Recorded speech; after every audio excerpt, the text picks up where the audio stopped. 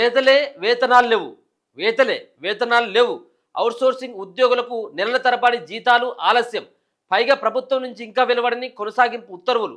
దీంతో అందరికీ ఏప్రిల్ నెల వేతనాలను నిలిపివేసిన రాష్ట్ర ఆర్థిక శాఖ, నీటిపారుదల శాఖ, పలు ఆరోగ్య విభాగాల్లో 5 నెలలుగా చెల్లింపులు లేవు. కొన్ని శాఖల్లో నిధులు వచ్చినా ఏజెన్సీలు ఆపుతున్నాయన్న ఆరోపణలు. ఆందోళనలో అవుట్‌సోర్సింగ్ ఉద్యోగులు, ఏజెన్సీల రద్దుకు డిమాండు. నేరుగా ప్రభుత్వమే జీతాలు చెల్లించే ఏర్పాట్లు చేయాలని విజ్ఞప్తి. ఒకసారా 2 సార్ల పాపం అవుట్‌సోర్సింగ్ కార్మికులు దాదాపుగా 3-4 లక్షల మందే ఉంటారు. వివిధ డిపార్ట్మెంట్లు మీరు ఏ సంబంధించినటువంటి డిపార్ట్మెంట్ తీసుకో, ఏ కార్యాలయం అని తీసుకోర్రి, అక్కడ అవుట్‌సోర్సింగ్‌లో పనిచేసేటువంటి కార్మికులు చాలామంది ఉంటారు.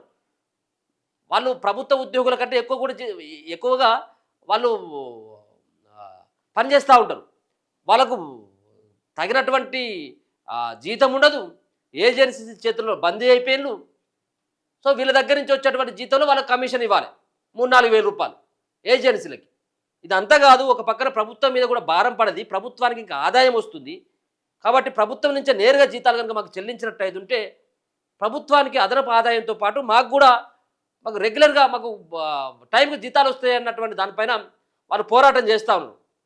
అంతేకాకుండా వీళ్ళు ముఖ్యమంత్రి ఏం చేసిండు, అవుట్‌సోర్సింగ్ ఉద్యోగులని మేము రెగ్యులర్ చేస్తామని చెప్పేసి గతంలో హామీ ఇచ్చిండు. ఆ హామీ ఏడం ఏందో తెలియదు. సో ఒక పక్కన వాళ్ళ పని గురించి పని ఒత్తిడి అయిపోతూ ఉన్నది. సో ఒత్తిడికి తాలూకు పని చేస్తే సరైనటువంటి టైంకు జీతాలు రావట్లేదు. నాకు తెలిసి నేనే ఒక 3-4 వార్తలు చదివిన, అవుట్‌సోర్సింగ్ డిపార్ట్మెంట్లో చాలామంది కుటుంబాన్ని పోషించలేక చచ్చిపోయినటువంటి వాళ్ళు ఉన్నారు.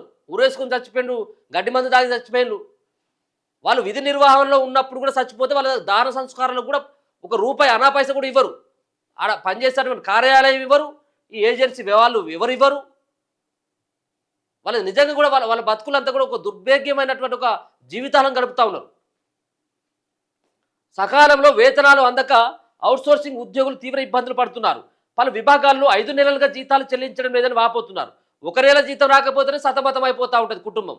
పిల్లల ఫీజులు కట్టలేక అక్కడేమో సార్లు బయటకు వెళ్ళగొడతారు. ఇంట్లోనేమో భార్య నువ్వు ఏం పని చేస్తూ ఉన్నావు అని చెప్పేసి భార్య కూడా పుట్టింటికి వెళ్ళిపోతూ ఉంటుంది.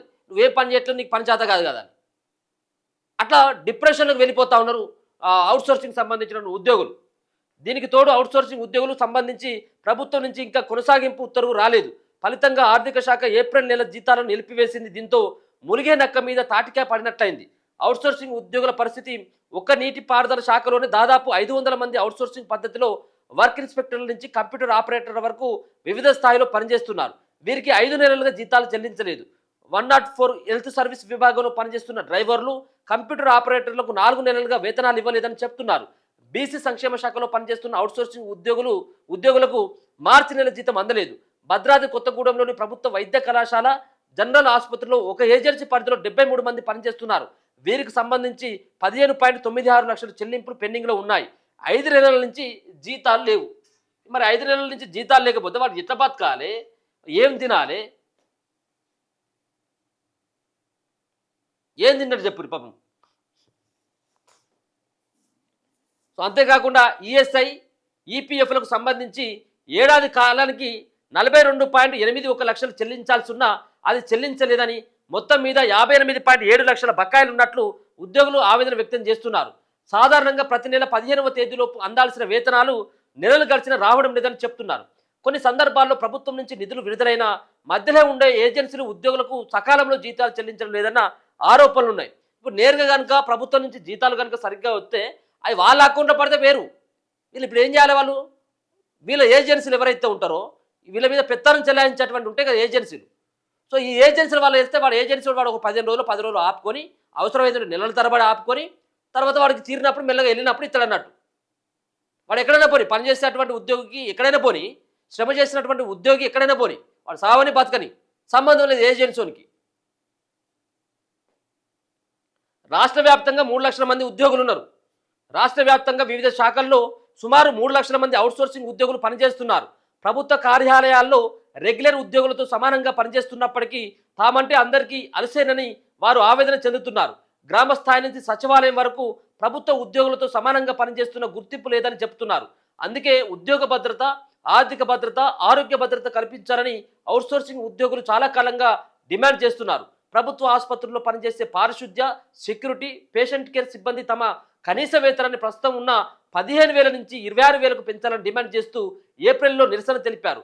మున్సిపల్ విద్యుత్ శాఖలో పనిచేస్తున్న సిబ్బంది సకాలంలో జీతాలు రావడం లేదని, ప్రమాద బీమా, ఆరోగ్య భద్రత లేదని ఆందోళన వ్యక్తం చేస్తున్నారు. కాంట్రాక్ట్ అవుట్సోర్సింగ్ ఉద్యోగుల క్రమబద్ధీకరణ, వేతనాల పెంపుపై అధ్యయనం చేసేందుకు ప్రభుత్వం క్యాబినెట్ సబ్ కమిటీని ఏర్పాటు చేసిన నివేదికలు ఇంకా తుది దశలోనే ఉన్నాయి.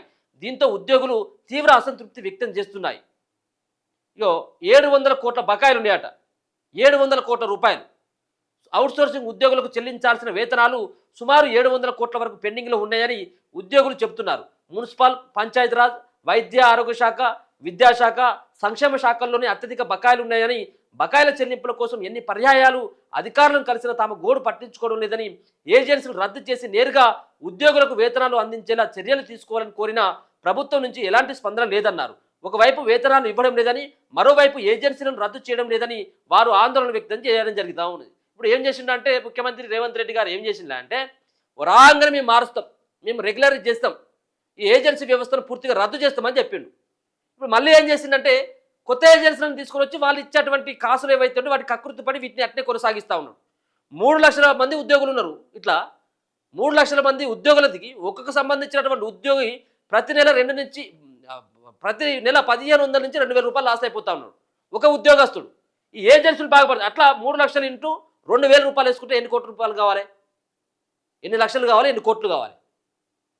ఇది అన్నీ కూడా ఏజెన్సీ వాళ్ళ జేబులోకి పోతా ఉన్నాయి. అది కాదురా బాబు, మీ ప్రభుత్వం ఇట్లా కనుక మీరు నిర్వహించి నేరుగా కనుక ఏజెన్సీ వ్యవస్థను రద్దు చేసి మాకు నేరుగా కనుక జీతాలు ఇస్తే ఈ కోట్ల రూపాయల పైసలు ఏవైతే ఉంటాయో ఆ భారం, ఆ పైసలు అన్నీ కూడా మీకు ప్రభుత్వానికి మిగులుతాయి కాబట్టి ఇంకా వేరే దానికి ఉపయోగించుకోవచ్చు అని చెప్పేసి వాళ్ళు ఒక సూచన పాయంగా వాళ్ళు సూచన చేసినా కానీ కనీసం పట్టించుకున్నటువంటి నాదులే లేడు. ఎందుకు లేడంటే మిగిలితే ఏమొస్తాయి, ఈ ఏజెన్సీని అట్టే కంటిన్యూ చేస్తే ఏజెన్సీ దగ్గర నుంచి పైసలు వస్తాయి కదా వీళ్ళకి, ఆడున్నటువంటి ఎమ్మెల్యేలకో ఉన్నటువంటి మంత్రులకో ఎవరికైనా. సో దీన్ని దృష్టిలో పెట్టుకొని పాపం 3 లక్షల మంది నోట్లో మన్ను కొడతా ఉన్నారు. ఇప్పుడు ఉన్నటువంటి ఆ రోజు కేసీఆర్ అదే పని చేసింది, ఇప్పుడు రేవంత్ రెడ్డి అదే పని చేస్తారు. 2.5 సంవత్సరాల కాంచి వాళ్ళు పెట్టినటువంటి మీటింగ్ లేదు, కలవనటువంటి అధికారులు లేడు, కలవనటువంటి మంత్రి లేరు. ఎవరు ఈ సంబంధించినటువంటి అవుట్సోర్సింగ్ సంబంధించినటువంటి ఎవరైతే దీనికి నాయకత్వం వహిస్తున్నటువంటి వాళ్ళు ఎవరైతే ఉన్నారో వాళ్ళంతా కూడా